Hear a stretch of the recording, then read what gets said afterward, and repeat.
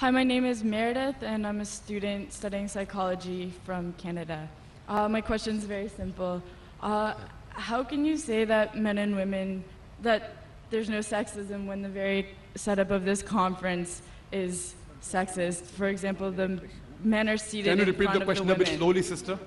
Yes. Why is it that the men are seated in front of the women? The very structure of this conference is sexist. Why is that? MashaAllah, sister asked a very good question. That why aren't the women seated in front? No, why are we not, if you're going to separate us, how come we're not left to the right? Correct. Right. Why is one in front Sister of the asked a very other? good question. That why are the women, if you believe in equal, why not left and right? Why not? It's a very good question, sister. Because the Quran says in Surah Nur, chapter number 24, verse number 30, say to the believing man that he should lower his gaze and guard his modesty. Whenever a man looks at a woman, any brazen thought comes in his mind, he should lower his gaze. Now, if the women are sitting on my right, I will only have to speak looking on the left. You know, because I cannot look at them. Yeah, I can look at everyone. Sister, I cannot see your face also from here. You may look at my direction. If you want to see me close, you can see on the screen there, no problem. But for me, the Quran says, the moment I look at a woman, I should lower my gaze. Unless she's my wife, or she's my mother, she's my daughter. And if someone says that someone looks at a woman and nothing happens to him, then he requires a psychiatrist. So if you were here, I would talk to you like that. So you'll tell me, what an ill-mannered man is this? You know, showing me his back.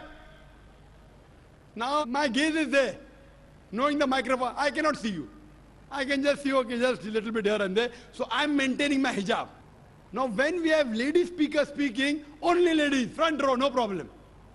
So what happens? Because it's a gent speaking, there are occasions, some occasions, then we have to keep a partition, and we can do that. And we have done that. But there's such a vast gathering, so many cameras, it will obstruct. So that's the reason, but in no way are we trying to say that the women are inferior. That's the reason we have got a screen close to you, mashallah, especially for sisters who are sitting a bit more behind, so you can get the view. But in front, it will be difficult for me to speak, for me to maintain my hijab, for me to look, because in public speaking, you know, we are taught we have to look at the audience. If the audience is a woman in front of me, you know, I remember once I'd gone to the Gulf country, and I was called for a talk, and a ladies' organization. I always say that at least the front row should be gent, you know. But they didn't do it. So half the talk I gave looking at the ground and balance half looking at the ceiling. Down, ceiling, up. Believe me, I was in hell.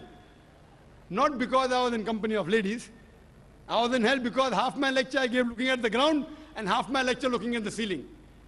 I had to maintain my hijab. Here I can talk to the person, I can look at him, I can stare at him. If he's sleeping, I stare at him, he stops sleeping, you know. The public speaking. But with the ladies, therefore, it is for maintaining the hijab. So that's the reason, sister, it is not at all in any way trying to belittle them. And the reason we have given you one microphone instead of two, because we feel that the proportion is approximately 1/3, 2/3. That's the reason. But the moment last time when there were more ladies, we gave equal proportion.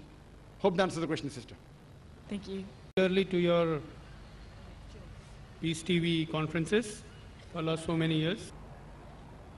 My question is, I'm in a situation of two families, both are Muslim families. I know the boy, I know the girl, the families. I have been the media coordinator of those boy and girl, and they are going to get married. So can a non-Muslim be a witness of the agreeing family and the boy and girl to the nikah? Brother asked a very good question. That he has two friends, both are Muslims, one from the girl side, one from the boy side. He's the mediator, he knows both of them and he got them together.